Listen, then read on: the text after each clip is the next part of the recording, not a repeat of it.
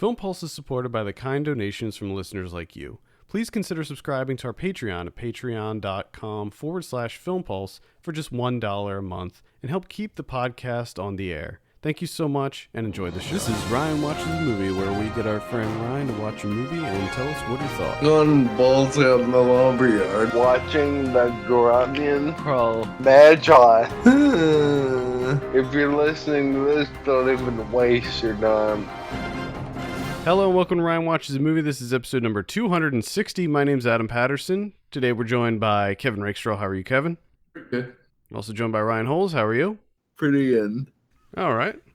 Before we start the show this week, I wanted to talk a little bit about a news thing that happened. We wanted to talk about it on the regular weekly show, but it just happened, and there wasn't a whole lot of details about it, but now some more details came out. Ryan, I'm sure this will be news to you, but a couple weeks ago we talked about the film critic Devin Faraci and the hot water that he was in when it became known that he, despite being fired from the Alamo Drafthouse, he was back on the payroll, and there was this whole big drama around that, and now he's gone for good.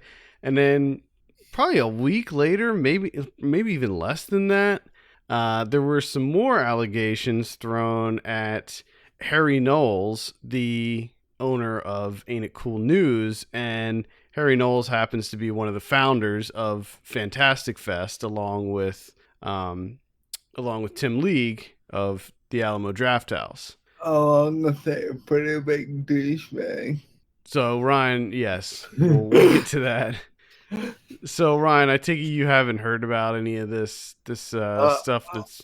I've heard, I've read people bitching about Twitter, but I didn't know what it was about, so I just left it alone. You're like, I'm not touching that. So there were some allegations thrown at Harry Knowles for being pretty much the same kind of creeper that Devin Faraci was, where he would say awful things to women and grope them and just be kind of a perv.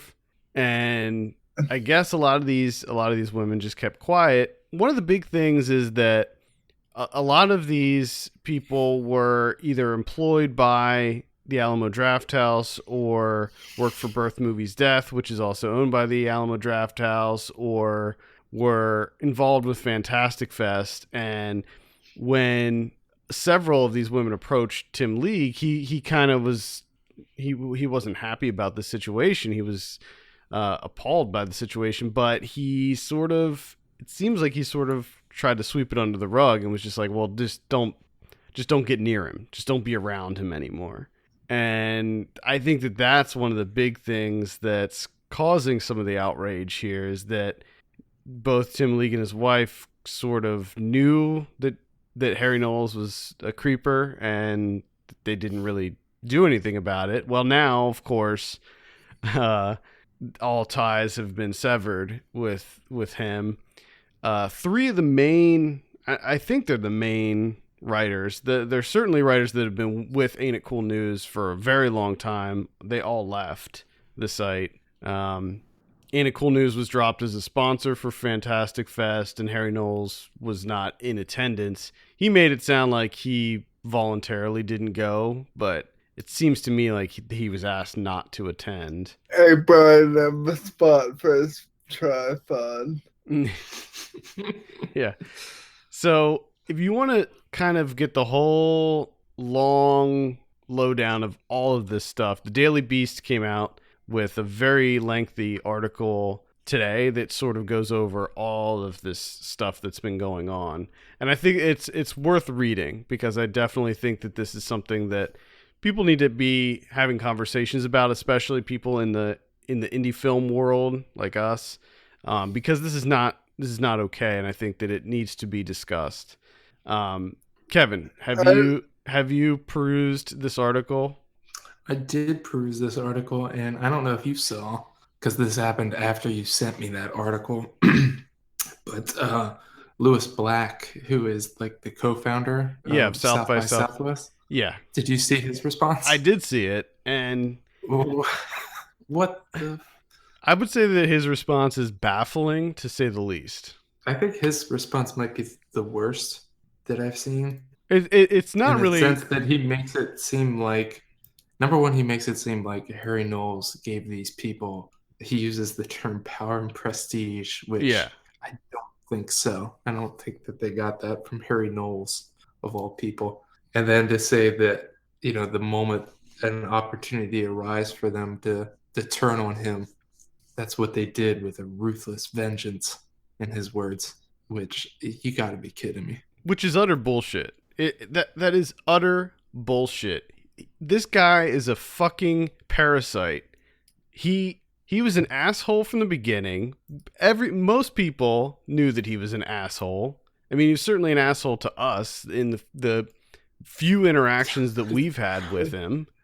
Yeah, and I mean I've only had one interaction with like a quote unquote film community, like face to face, and that was it. It was him being a dick. Left a bad taste in your mouth. So if you're not familiar, so let's backtrack a little bit. I've told this story before, I think, on the podcast. I tweeted about it today, but the first time we ever met Harry Knowles was at South by Southwest. We went to a screening, and it was at the Paramount Theater, which is it's an enormous old theater. So there's lots of seats, but the seating is not the best there. There's a small section in the middle that is handicapped accessible. By small, you mean room enough for two? Yeah, there's pretty much just room for two wheelchairs in that spot. And if those spots are full, you're pretty much screwed. So we go there, we get a spot, and correct me if any of this is not right, because it's been a while. We get a spot. Harry Knowles comes in and grabs an usher, and we are forced to move Ryan out of the handicap spot because he wants to set up a tripod before the screening, because he's going to be recording the Q&A after the screening. I believe that's correct. He does it in the most childish way. He throws a little temper tantrum about Ryan, who's in a wheelchair and who needs a wheelchair. I don't want to sound insensitive, but Harry Knowles, maybe things have changed, but at the time he didn't need a wheelchair. I will be perfectly comfortable saying that, because he walked up on stage. Well, but that's besides the point. The point is, Ryan's in a wheelchair. He needs to have that handicapped spot. There's nowhere else for him. And he didn't want to set up his camera equipment like during the credits of the movie or, right after the movie. He could have done that easily, but no, he insisted on setting up his stupid fucking tripod before the screening and cried like a little bitch and made Ryan move. And we had to put him all the way in the back of the theater. And if you've ever been to the back of the Paramount Theater, it's completely obstructed. Like, you can't see anything when you're all the way back there. And the balcony, like a 40-degree incline. Yeah, the balcony. There's also no seat for me, so I get a folding chair. Yeah, same here. We got folding chairs to sit on, which we weren't even in a spot. It was like by the door, and it's just a really shitty situation. And this is Ryan's first film festival that he's ever been to. He's really excited about the movie that we're gonna see, and this guy comes in and it's just like throws a temper tantrum and ruins the whole thing.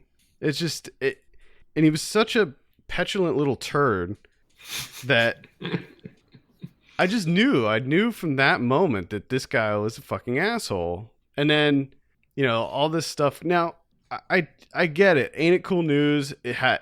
There is some prestige there. It's a very popular website. It's been around for decades upon decades. And why though? I don't know. It's a shitty site. It's a bad site. It looks terrible, but it's a very popular site. And some of the people that wrote for the site were great. Were great writers. He is not, but some of the people that that worked on the site were tremendous writers. That being said, I'm glad that they weren't going to put up with that and they left.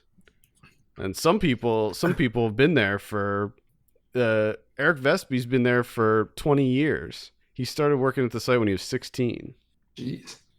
And for Lewis Black to come out and say all this stuff and come to his defense, it really wasn't even like, it was a response, but it was kind of like a non-response. It was so poorly written, and for him to say that stuff, it's just, I find it to be utterly ridiculous. This, to me, this is the first time hearing about this. And it really, I don't want to bring it up, but it really sounds like Donald Trump. When we did it, like, we let his actions go, and we ignore them, and then we put them under the rug, and he stood dick and he grabbed pussies. Yeah. I mean, and then people wonder why, women don't come out. And then you see a response like Lewis Black's, and it's like, oh, there you go. Yeah, exactly. And it seemed like he was trying to say that these were false accusations or something like that, which there's proof. I mean, in that article, you can see they took screen grabs of some of the shit that he said in direct messages on Twitter to some of these women. Let me just, I have it up here. I want to read some of these because these are great. So this is an interaction that he had with a film blogger. He goes, "Come hither to Austin. Your eyeliner makes you look good enough to eat." Obviously, I'm talking about cannibalism, baby. What the? You can have my Vienna sausage anytime. I'll cover it in cabbage. Shut your eyes and pretend it's all rice. Dude, what the fuck? Also, drinking and watching Blue Velvet brings out the carnal, just like your eyeliner. Wow. So there's that. I'm not even sure how to make sense of that. I'm not sure what a lot of that stuff means. It's just, I know it's gross. Well, all you have to do is read his review of Heroes, and you'll know what kind of guy he is. I couldn't believe that. Kevin sends me this review of Harry Knowles. He wrote a review for the show Heroes in 2006. So this is like a long time ago that he wrote it, and it's like the whole thing is just about Hayden Panettiere and like how, because of her powers, her hymen grows back, and it's just so. What? Yeah, What the fuck is wrong with it? Yeah, a lot of things, right? Dude, that's like a whole other level of creepy. Yes, that's the thing. Like he wrote that, he published it, people read it, and then people are like, "I'm still gonna go back to that site." Yeah, yeah. Like what? Like how? I mean, maybe I think if he wrote it now, that would not fly. I think back in 2006, people were more like okay with those kind of like chauvinist remarks. I feel like you don't get away with that kind of stuff these days. Or maybe enough people didn't read it to maybe like actually share. Well, there were a fair amount of comments on there. Like when I scrolled down, there's quite a few comments on it. Some people were pretty negative, but some people were just like thought it was kind of a joke. That's what I'm saying. What if they all think this is all funny? Again, like Donald Trump, he amused himself, but no one else. Well, I don't think grabbing women's asses and trying to grope them and put your hand up their shirts and stuff is funny. I don't think that should be accepted or brushed off, because that's assault is what it is, especially if it's unwanted. I don't even like back when I was in high school, I was like a horny little teenager, and I wouldn't walk up to some girl, just grab her. wherever. Well, I think It's- I think what it is I think we talked about this with the Devin Faraci thing too. It's like these guys that they get a little bit of popularity, you know, these fucking basement dwelling film nerds get a little bit of fame even within their own little niche, and they think that they're hot shit and they can just be grabbing pussies all over the place. Is that what we're gonna do? When we get real popular, we're gonna grab pussies. I'll punch you in the face if you do. I'm just imagining you attempting to be grabbing women, groping women. I'd be grabbing the person standing beside them. Yeah, you'd be grabbing their boyfriend and getting your face punched off. All right, so that's that. I just wanted to bring that up. Definitely check out the Daily Beast article that goes over everything. And there's a lot of talk on Twitter about it too. So, you know, we'll talk about it again if there's any developments that come up with that. What? Sorry, go ahead, Kevin. No, let's move on. Okay, Ryan, what movie do we have you watch this week? Bubblegum and Broken Fingers. Bubblegum and Broken Fingers. This came out in 2011. We picked this in honor of National Chewing Gum Day, which is observed on September 30th. So mark your calendars for that. Yeah. We'll talk about that in a little bit. I have a synopsis here for this. Oh man, it's a long one. I hate these long ones. Synopsis, like part of the whole plot outline. If you don't have your own plan, you'll damn sure be a part of someone else's. It's a lesson learned the hard way in this modern-day gangster western. Rodney, a young mob bagman, wants to give up his life of crime, but his partner Dominic has a plan of his own. Rodney finds himself in a no-win situation and fights desperately to return to his pregnant wife and leave the business for good. Unfortunately, the road back to Vegas proves treacherous. Follow the journey of a mysterious silver briefcase and witness the havoc it brings to the one who carries it. In this story of several seemingly unrelated stories, we see how paths collide throughout, revealing multiple plot twists. Bubblegum and Broken Fingers is a bizarre trip around the block that will leave you lifetimes away from where you started. There are several issues with that synopsis. We'll get into Really gonna watch the movie already. Yes. Ryan, tell us a little bit about Bubblegum and Broken Fingers. Well, first of all, I need to explain. This movie is an hour and 17 minutes long. And there's probably, I'd say, roughly around 30 characters. So there's not really any time for any of them to develop. And all that happens is it ends up confusing the fuck out of everyone. Basically, at the beginning, there are two gangster guys, and they make a decision to kill two other gangster guys they meet up with. And again, not really sure what all that has to do with this way.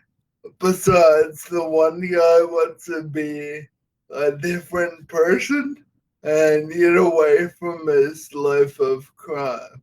So they shoot both the other bad guys, and they end up driving away. And while they're driving away, they run over something and get a flat tire, and decide to leave their car in the middle of nowhere and just walk until they find someone. So the next scene, you meet a girl that doesn't have a voice box, and you don't know why, and she's hitchhiking. While she's hitchhiking, she manages to wave down two dudes and one girl. The girl's pretty young, like 16 or 17, and she doesn't talk at all.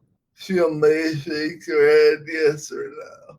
And there is an assumption that maybe the two dudes are like fucking with her and like waving her and her. So these two guys end up getting killed. But another one who is this lady without a voice box. He ends up handcuffing her before she kills them. And when they handcuff her, she cuts her arm off, the handcuffs, and then goes out and kills them. Then takes the minivan they had and drives sort of back home. Meanwhile, in the aftermath, you see this two gangster guys walking around the scene, and then the next scene is this girl's sister who is banging a dude, and there's probably like a 3-minute sex scene followed up by the woman pissing standing up, and I couldn't really figure out how that happened, except I thought maybe they were trying to point the fact that she was transvestite, and I'm not being true. So I'm assuming they were just pointing to the fact that she's a badass from prison, and she was in charge of then this lady happens to be the twin sister of cut her arm off. So they go to a doctor who is like does work after hours, and they go in to get help, and that's where it all loses me, because all kinds of characters introduced. We're helping some people. The FBI is helping some people. The FBI is against helping other people. They're working with the DA. The DA doesn't help certain people.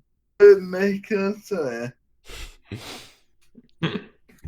And so I'm gonna go right to the end.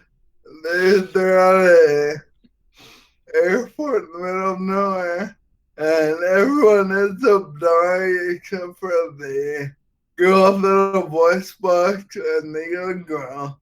And they take off in a plane, and I assume you're supposed to believe that they escaped. But obviously it doesn't end happily ever after, because the girl's twin sister dies, my brother dies, and that's it. Yep, that pretty much sums it up. I did watch this one, and you're right. It's a little convoluted. There are a lot of characters, and you the whole time you're just wondering why is this happening? Why are there so many of these characters? They were clearly trying to go with the whole Tarantino vibe with it, and oh boy, it was a major failure. Ryan, what did you think? What did you think of this movie? Well, I didn't like it at all, because I didn't understand it. Because as long as there being a lot of characters, there's also like, I'd say probably 8 or 9 plot twists, which some of them mean absolutely nothing. I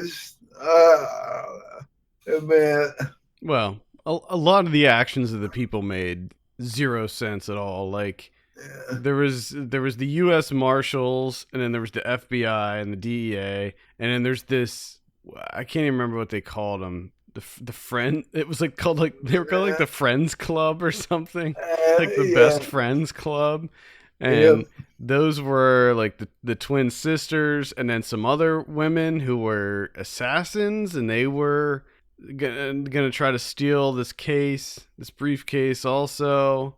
But then like the marshals like double crossed the FBI and killed a bunch of them for some reason.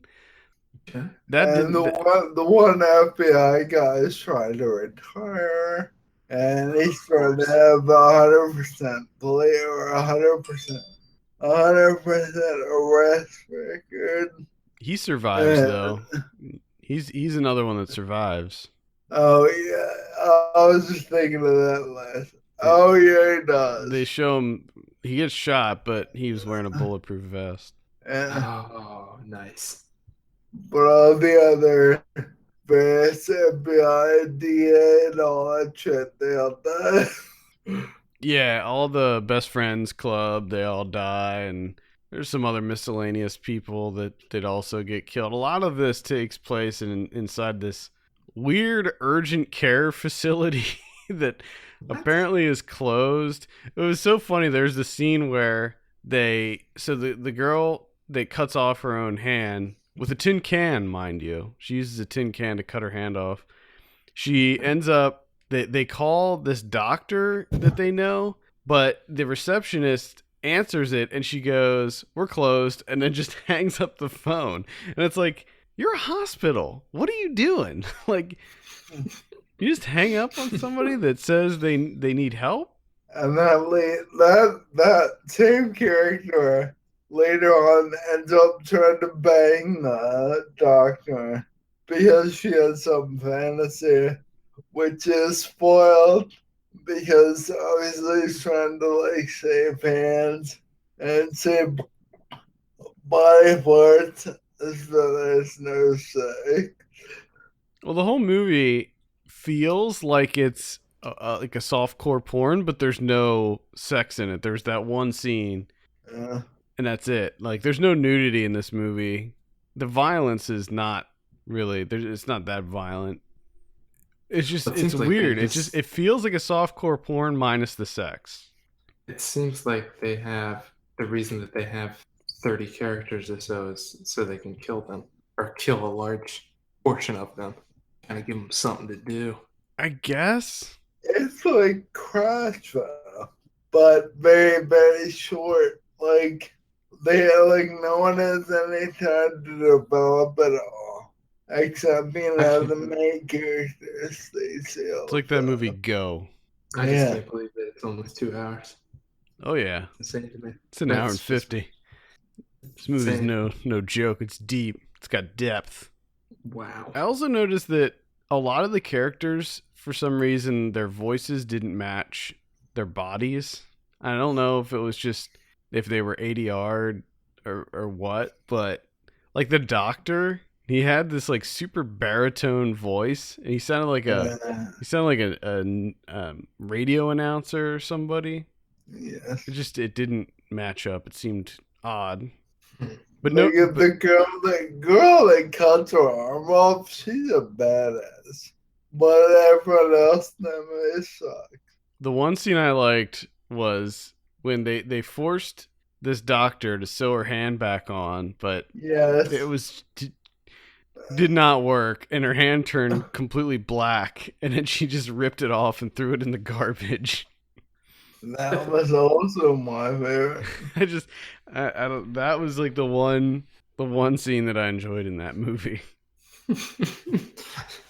So out of an hour and 50 minutes, you got that. Now an hour and 15. Hmm? In the runtime restaurant. No. On IMDb it says an hour and 50. Now I just looked at the movie itself, and it is an hour and 17 minutes. Oh, thank goodness. Yeah, so that's not correct on IMDb. This is available on YouTube. You can watch it on YouTube. I don't know if I mentioned the director. This is written and directed by Sean Jackson. Let's see what else he did. He has this is the only feature that he directed. He did a couple shorts. That was pretty much it. He did a episode of a TV show called Vitamin Z. Sounds like a zombie thing. I love when we look at these directors and they like have TV shows, and it's like TV shows I never even heard of. There's a lot of TV shows. Like almost any time I get on IMDb, I'm just like, I've never heard of any of these. Yeah, it's crazy. Yeah, this is a U.S. show called Vitamin Z. Oh, it's a web series. That's why. That's the thing. I have a feeling that 98% of them are web series. Oh yeah. It looks like he has a segment in a movie called Tales of Torment. Sounds like a horror anthology. That's pretty much I'm also reading that this had a $24,000 budget. it. Well, it shows. Mm-hmm. Definitely. Sounds like it. Yeah. Sounds like you wouldn't need much.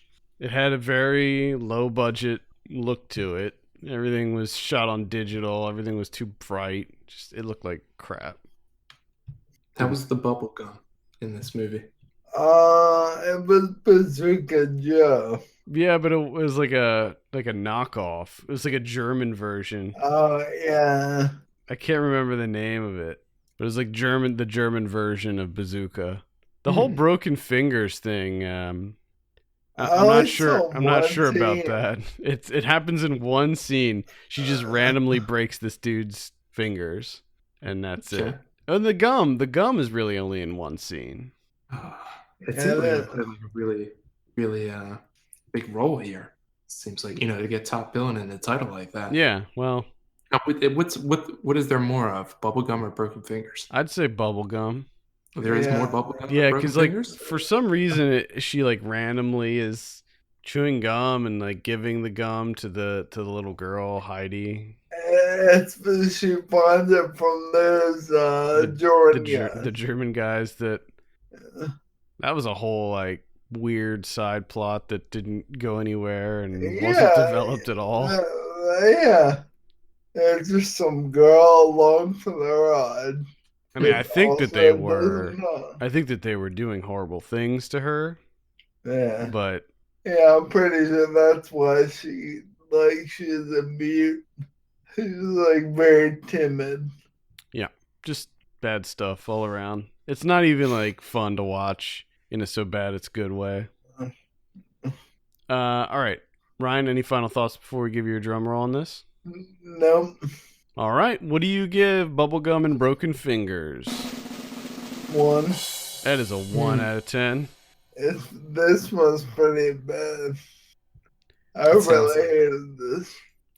It's bad, but it's not like so egregiously horrible that it's gonna stay with you forever. Yeah. Like you're just gonna forget about it.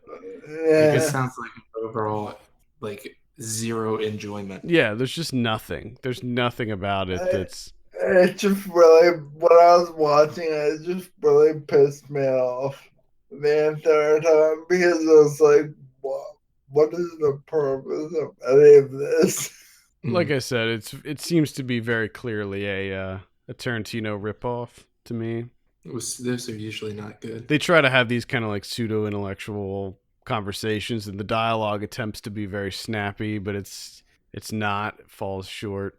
I mean, some of the dialogue is decent, but the acting is so poor that it doesn't really work. The acting is quite terrible. That's kind of what I was guessing. Sure. Yeah, absolutely. I had a feeling. So let's talk about National Chewing Gum Day. Hell yeah, what's your favorite gum? Ooh. Bubblicious, watermelon. Watermelon Bubblicious. Nice. Now, are we talking about like favorite bubble gum flavor or just gum in general? See, now you went and made it difficult. Because gum in general, I usually go with something like mint flavored, because usually that lasts longer. I usually do like a what is it, like Orbit sweet mint. Orbit, like that sweet mint. Yeah, the Orbit stuff's good. Winter Fresh even is okay. I'm trying to think of like bubble gum. I haven't chewed bubble gum in so long, because I think the problem with that is that most of the flavors, like the flavor gets lost after like 2 seconds, and it just turns bitter and gross. It's been a while for me, so I would have to go back to childhood and go with Fruit Stripe. Yeah, I was going to mention Fruit Stripe, because, man, did I love Fruit Stripe. Oh, that was the greatest thing ever. I'm changing my answer. That was like the worst, though. Like, you lose Fruit Stripe, you lost the flavor after like 3 chews, then it was completely gone. Yeah, that's true. But the thing with that is, now I'm sure this is because I was little and it's not actually this way, but it seemed like in that pack you got like 50 pieces of gum. Yeah, because there was all different flavors. So it was like every time it was so new. Plus, you can chew the paper. You could chew the paper. Yeah, I remember that. Oh yeah. I was a big fan of Big League Chew. That's why I'm just gonna say Big League Chew. Loved Great. Big League Chew, man. Oh, I'd eat that stuff. The strawberry. It's good I stuff. liked that. I liked. There were certain flavors of bubblegum that I liked. There was like I feel like there was an orange flavor that I liked. There was. Do you guys remember, this is another one that was one of my favorites, little Gatorade? Gatorade gum. Oh my uh, God. Dick's Sporting Goods sold Gatorade gum at the checkout, Yep. on the checkout counter. And I loved it. That shit was good. I actually, like a couple years ago, just on a whim, searched for Gatorade gum and I couldn't find it anywhere. I don't think it exists anymore, but man, that stuff was so good. Hold up. I just did it. Oh, they're calling it quench gum now? Yeah, I don't know if that's the same. Yeah, I don't know about that.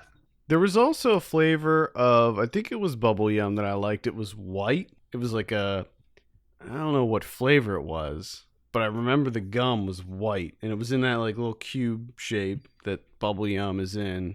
It was like a tropical flavor, but it was white in color and that was really good. Cotton candy bubblegum is also good. That was okay, yeah. And of course the purple, the grape flavor was pretty standard. That had a really bad aftertaste though. Yeah. I think we're pretty much gum connoisseurs at this point. Between the three of us, we seem to know a lot about chewing gum. And the most ironic thing, do either of you chew chewing gum? No. What is your last piece of gum, Kevin? My last piece of gum? I chew Orbit Sweet Mint every day. I have like 6 pieces. I like Stride gum too. Stride. And then also there's I think it's called 5. Yeah. 5 is good too. They used to have those weird ass commercials. Yeah. Their commercials used to have like $2 million budgets.